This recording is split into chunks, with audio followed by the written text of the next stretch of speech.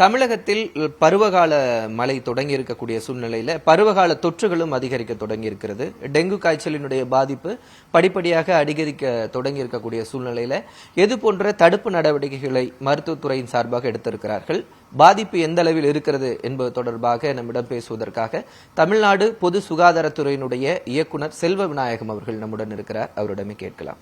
Sir வணக்கம் sir. Sir, தமிழகத்தில் இந்த பருவகால காய்ச்சல் பாதிப்புகள் எப்படி இருக்கு சார்? ஸோ பருவகால பாய்ச்சிகள் பொறுத்த வரைக்கும் இப்போதைக்கு முதல்ல கட்டுக்குள்ளதான் இருக்கு. ஸோ இந்த பீரியட்ல நம்ம கேசஸ் கூடுங்கிறது நம்மளோட எதிர்பார்ப்பு தான். இது நம்மளோட 5-6 வருஷத்துக்கான டேட்டா எடுத்து பார்த்தாவே இந்த மாதிரி சமயங்களில் கேஸ் வருவதற்கான வாய்ப்புகள் இருக்கு. ஆனால் அதுக்கான அனைத்து முன்னெச்சரிக்கை நடவடிக்கைகளுக்கும் ஏற்கனவே நம்ம எடுத்திருக்கோம். ஸோ அதனால வெகு அளவில் இது கண்ட்ரோலா இருக்கும்னு நாங்கள் எதிர்பார்க்கிறோம். சார், டெங்குவை பொறுத்த வரைக்கும் கர்நாடகாவில் இன்க்ரீஸ் ஆயிருக்கு அப்படின்ட்டு சொல்றாங்க. அங்க டெத் ரேட்டும் இன்க்ரீஸ் ஆயிருக்கு. அதனால நமக்கு எல்லையோர இருக்கக்கூடிய மாவட்டங்கள் எதுவும் பாதிப்புகள் இருக்குமா, எப்படி இருக்கு சார்? இப்போ இந்த சீசன்ல த்ரூ அவுட் இந்தியா எடுத்து பார்த்தாவே உங்களுக்கு வெஸ்டர்ன் பெல்ட்டும் நார்தர்ன் பெல்ட்லும் கொஞ்சம் எப்பவுமே கேசஸ் இருக்கு. பர்டிகுலரா இந்த சீசன்ல அதனோட இம்பாக்ட் தான் இப்ப கர்நாடகாலையும் கேஸ் இருக்கு. ஆனா நம்ம என்ன பண்ண போறோம்னா தமிழகத்தை ஒட்டியுள்ள அனைத்து பார்டர்களிலுமே இந்த கண்காணிப்பை தீவிரப்படுத்தியிருக்கோம். ஸோ முதல்ல என்ன பண்ணுவோம்னா அந்த ஃபீவர் சர்வீலன்ஸ், காய்ச்சலுக்கான கண்காணிப்பை தீவிரப்படுத்துவோம். அது தனியார்ல இருந்தாலும் சரி, அரசு மருத்துவமனையில் இருந்தாலும் சரி, ஃபீவர்னு யார் வந்தாலும் அவங்களோட டீட்டெயில்ஸ் எடுத்துக்கிட்டு அவங்க வசிக்கும் பகுதிகளில் போயிட்டு வேற யாருக்காவது ஃபீவர் கேஸ் இருக்கா, இல்ல அந்த இடத்துல இந்த வெக்டார், இந்த கொசு மாதிரியான இது உற்பத்தி அதிகமா இருக்கா அப்படிங்கறத பார்த்து அதுக்குண்டான தடுப்பு நடவடிக்கைகளும் மற்ற கேஸை நம்ம ட்ரீட் பண்ணோம்னா கண்டிப்பா கூடுதல் கேஸ் வராமல் நம்மளால தடுக்க முடியும். சார், கடந்த ஆண்டு பாத்தீங்கன்னா அந்த ஆரம்ப கட்டத்திலேயே இந்த டெங்குவை கண்டுபிடிப்பதற்கான நடவடிக்கைகள், அந்த காய்ச்சல் ஆரம்பத்திலே வந்த உடனே அந்த சிகிச்சையை தொடங்கணும் அப்படின்றதுக்கெல்லாம் சொல்லி அறிவுரை வழங்கியிருந்தீங்க. இந்த வருஷம் அது எது போன்ற டெவலப்மெண்ட் ஆயிருக்கு சார்? இப்போ காய்ச்சல் வந்த உடனேயே இப்போ இது டெங்கு காய்ச்சல் தான் எப்படி உறுதி செய்யறது? ஆரம்ப சுகாதார நிலையம் போனதா, இல்ல கிராமப்புறங்கள்ல இருக்கிற மக்கள் எங்க போறது சார்? இப்ப என்னன்னா ஏற்கனவே நம்ம மனிதர்கள் வர ஃபீவர் சர்வீலன்ஸை தாண்டி இது மஸ்கிட்டோல வருதா அப்படிங்கிற மஸ்கிட்டோ டென்சிட்டி சர்வீலன்ஸும் பண்ணிட்டு இருக்கோம். அதனால முன்கூட்டியே இந்த பகுதிகளில் வர வாய்ப்பு இருக்கும்னு எங்களுக்கு ஒரு இண்டிகேஷன் இருக்கு. அது இல்லாமல் பொதுமக்களை பொறுத்த வரைக்கும் ஃபீவர்னு வந்ததுன்னா தயவு செய்து அருகில் உள்ள ஆரம்ப சுகாதார நிலையங்களை அணுகுங்க. நீங்களா எந்த மருந்து மாத்திரையும் சாப்பிட வேண்டாம். தேவைப்படும் போது நம்ம ஆரம்ப சுகாதார நிலையிலே அதுக்கு உண்டான ட்ரீட்மெண்ட்டும் கொடுக்க முடியும், அதுக்கு உண்டான பரிசோதனைகளை செய்ய முடியும். இப்போ ஒரு அடுத்த கட்டமா என்னன்னா IELS சொல்லிட்டு இன்டகிரேட்டட் எசென்ஷியல் லேப் சர்வீஸ் மூலம் தேவைப்பட்ட சாம்பிள் அங்க எடுத்து அது எங்க டெஸ்ட் பண்ண வேண்டிய சூழ்நிலை இருக்கோ அங்க அனுப்பி ரிசல்ட் ஆரம்ப சுகாதார நிலைய அளவிலே நம்மளால கொடுக்க முடியும். அதனால பொதுமக்களுக்கு இந்த மாதிரி ஃபீவர் இருந்துன்னா தயவு செய்து அருகில் உள்ள ஆரம்ப சுகாதார நிலையங்களை உடனடியாக அணுகுங்க. டைம் கடத்த வேண்டாம். சார், இப்போ கடந்த மாதம் பாத்தீங்கன்னா 290 அப்படின்னு இருந்த அளவு ஒரே மாதத்துல இன்னொரு 15 நாள்லயே 900 அப்படின்னு அதிகரிக்கிறதுக்கான காரணம் என்ன சார்? ஸோ இதுதான் நார்மல் சீசனல் ட்ரெண்ட். ஸோ இப்போ ஜூலை ஆகஸ்டுக்கு அப்புறம் கண்டிப்பா த்ரூ அவுட் கண்ட்ரியே கேஸ் ஏறுவதற்கான வாய்ப்புகள் இருக்கு.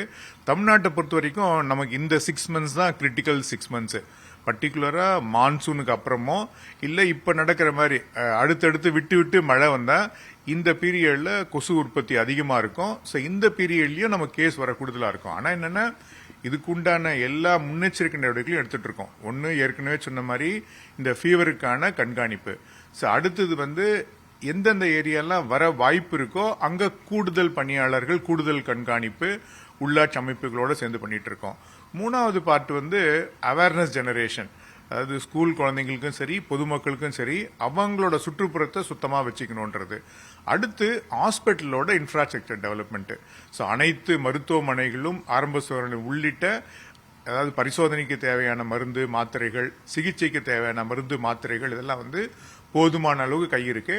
தேவைப்படும் போது அந்த SOP எப்படி மேனேஜ் பண்ணோங்கிறதையும் நம்ம ருட்டீனா ரெஃப்ரெஷ் பண்ணிப்போம். சார், இப்போ இதுக்கான தடுப்பு நடவடிக்கைனா இந்த ஏடிஸ் கொசு ஒழிப்புக்கு என்ன மாதிரியான நடவடிக்கைகள் எடுத்திருக்கோம் சார்?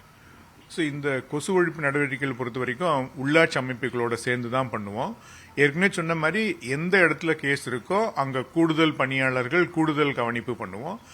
அது இல்லாம பொதுமக்களுக்கும் ஒரு வேண்டுகோள் என்னன்னா, அவங்களோட சுற்றுப்புறத்தை நம்ம சுத்தமா வச்சுக்கணும், நீர் தங்காம பாத்துக்கணும். ஏன்னா இந்த பர்டிகுலர் கொசு வந்து அதனோட ஃபிளையிங் ரேஞ்சே பாத்தீங்கன்னா ஒரு 500 மீட்டர்ஸ் தான். ஸோ நம்ம வீட்டுக்கு அருகில் உள்ள கொசு தான் நம்மளை கடிக்க போகிறது. இதை நம்மளும் எடுத்துக்கணும். அடுத்து ஸ்கூலுக்கும் எஜுகேஷன் கொடுக்குறோம். அடுத்து ஒரு டிரைவ் மாதிரி, அதாவது ஓப்பன் பிளேசஸில் மல்டிப்ளை ஆகும். அதே மாதிரி சில அன்யூஸ்டு பில்டிங்ஸ் இருந்தால் அந்த இடத்துல இந்த கொசு வளரும். இந்த மாதிரி இடத்துலையும் நம்ம ஒரு டிரைவ் எடுத்து அதையும் சுத்தப்படுறதுக்கான நடவடிக்கைகள் எடுத்துட்டு இருக்கோம்.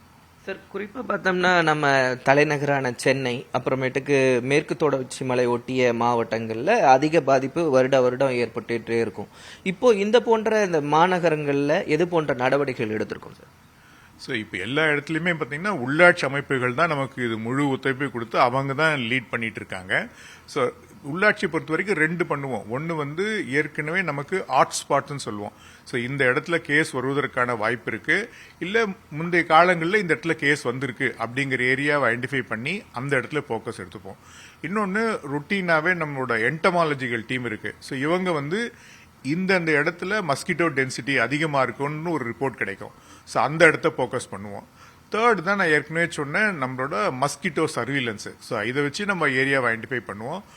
பொதுவாகவே என்னன்னா 3-4 விதமாக பிரிச்சுப்போம். இன்னொன்று ஆன்டி லார்வல், அந்த கொசு புழு உற்பத்தியை கண்டுபிடிச்சு இது பண்ணுவோம்.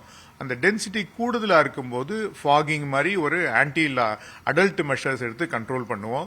பட் சஸ்டெயின் ஆகணும் அப்படின்னா சோர்ஸ் ரிடக்ஷன், அதாவது சுற்றுப்புறத்தை சுத்தமாக வச்சுக்கிட்டு நீர் தங்காம கொசு வளராம பாத்துக்கிறது, இது அனைவரோட கடமை. இதை பண்ணோம்னாவே கண்டிப்பா இந்த மாதிரி டெங்கு வர சர்ஜ்ல இருந்து நம்ம எல்லாரும் காப்பாத்திக்கலாம்.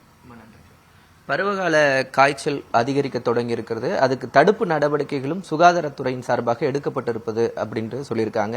நியூஸ் 18 தமிழ்நாடு செய்திகளுக்காக ஒளிப்பதிவாளர் விவேக்குடன் செய்தியாளர் ரகுவரன்.